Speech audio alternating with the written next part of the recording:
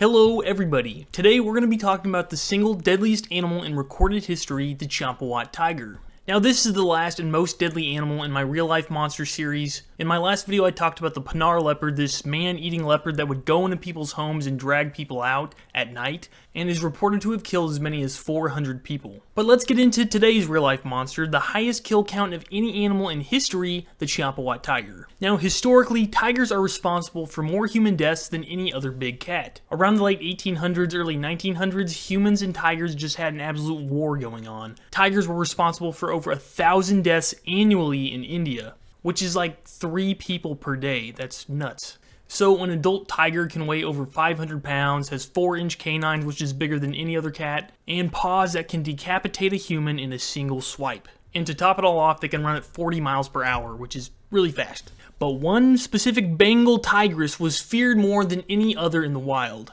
The Champawat tiger inflicted a reign of terror while it lived in rural India and Nepal, killing an estimated 436 men, women, and children, which is by far the most of any animal that we know of. Researchers are unsure when the killings began, but they're confident that she began taking human lives in Nepal in the late 1890s. And soon after, the Champawat tiger became feared as the most prolific man-eater, and by 1903 had killed at least 200 people.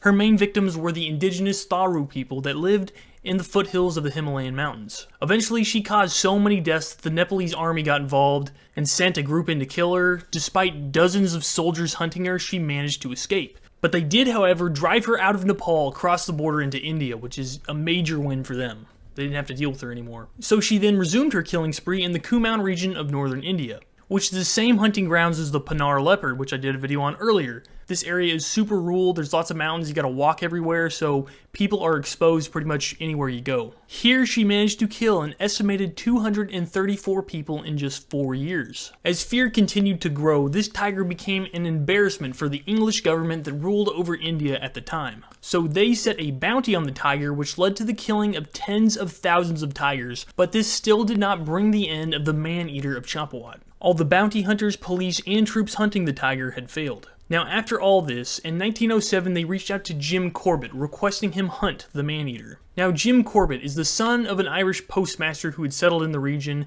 He was a railway worker who had been born and raised in the Kumaon Hills and became notorious for his tracking and hunting skills. And later he becomes the greatest man-eater hunter in history.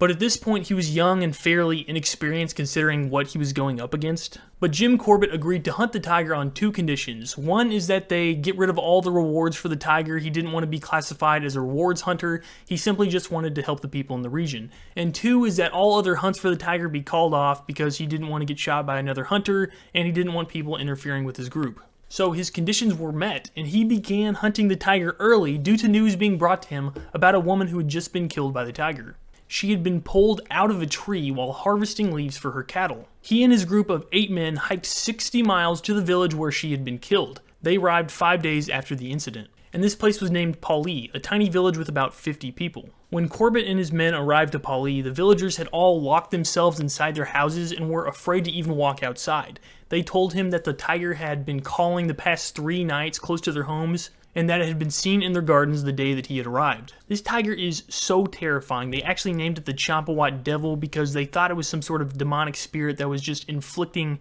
absolute terror on them, because nobody could kill it. In the past 4 days, these villagers had just been hiding in their homes and they were running out of food, so Corbett realized he had to act fast. So the night after he arrived was a full moon, so he decided to set up in a tree that had a clear view of the road which the tiger was said to walk on by the villagers. In Corbett's book that he wrote about man-eaters, The Man-Eaters of Kumaon, Corbett reported, "I spent many nights in the jungle looking for game, but this was the first night I had ever spent looking for a man-eater." And this was his first man-eater he ever hunted. He ends up hunting a lot more later in his life and becomes this huge legend. But that night he was hunting, he didn't see or hear anything of the tiger. A couple days later, he managed to convince a villager to take him into the jungle to show him where the woman had died at. They found the blood trail and followed it and found paw marks and whatnot, and Corbett decided that this was an older female tiger that was well past her prime. I don't know how he could tell, but he could, I guess. And they did find remains of the girl, which was just remains of cloths and bones that they took back to the village to be cremated. At the suggestion of the villagers, he headed to the nearby village of Champawat,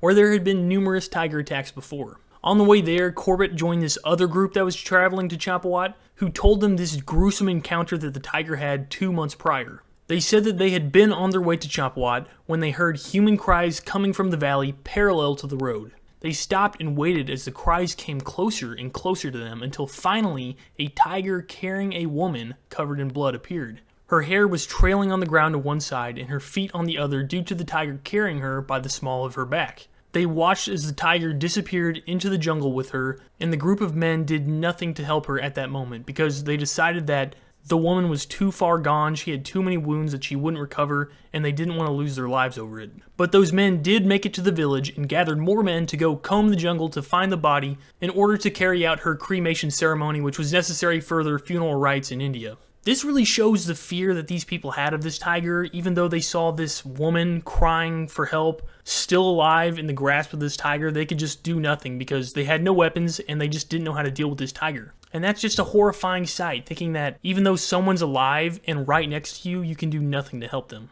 After hearing this story, Corbett and his men arrived at Champawat. Soon after this, a 16-year-old girl was dragged into the forest and Corbett had a fresh blood trail to track the tiger. And a gruesome trail it was, leading deep into a ravine where Corbett found her skirt, then bone splinters, and finally a human leg still trickling warm blood.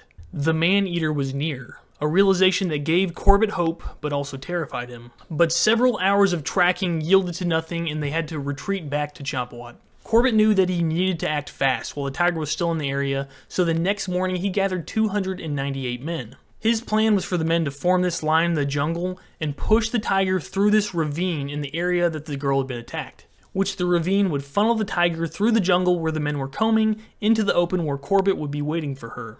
Corbett heard the line of men banging drums and getting louder and louder, getting closer to him, and he worried that they were being too loud. All the while he was scanning the hillside, anxiously waiting for the tiger to show herself. And finally she did. Old but still majestic, she came trotting into the grass. Corbett aimed, fired, and missed as she was running in the opposite direction of him. But she circled back towards him and he managed to shoot her twice at 30 yards away. But at this point he was out of ammo as he only brought 3 cartridges and was afraid that she was going to charge at him. But she didn't charge at him, she ran back towards the ledge near the creek. Corbett ran to the group of men and got a gun from them and then ran back towards the ledge where he shot her again at 20 feet away and ended the Champawat tiger. Corbett knelt down next to the tiger's body and noticed that her upper canine was broken in half and that the bottom canine on the same side was broken all the way down to the bone. He speculated that these injuries were a result from a gunshot wound that had prevented her from killing her natural prey. Which this seems to be a common reason why man-eaters end up killing so many people. This was true for Gustav the crocodile and for the Savo lions. They all had dental issues. And also, animals that have dental issues end up killing more people than ones that just have slight dental issues, which is really interesting. I guess maybe that's really the only thing they can eat is humans. They're really soft, they're easy to catch, they're easy to... Corbett kept the skin of the tiger and kept the head and paws attached. The rest of the body was cut into smaller pieces and distributed through the local villages. They put the small pieces of flesh into lockets or charms and they wore them because they thought it would bring them courage or immunity from attacks from other wild animals. So this was like the biggest, most known hunt, I think, in history. In the decades after this hunt, Corbett defeated other large man-eaters. As time went on, the number of tigers in India plummeted, and while Corbett was the most famous tiger hunter, he was also a lifelong lover of Indian wildlife. And he actually contributed in creating India's first national park in the Kumaon Hills, close to where he hunted the Champawat tiger. Later in 1957, the park was renamed the Jim Corbett National Park in his memory after his death in 1955. I think the story of the Champawat tiger is a great example of how dangerous living creatures can become when they become wounded or desperate or weak. A strong tiger would never have to kill a human unless they were directly threatened, but weak ones kill whatever they can just to stay alive. And I believe this is true in many aspects of life. And that is it for the last man-eater in my real-life monster series. It was so interesting researching about all these animals. It was captivating because you hear these stories, you're just like, oh, this is a fictitious story, but for those people that died at the mercy of these animals, it was very real.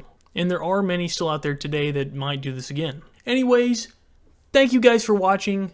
Thank you for 70,000 subs. You guys are awesome.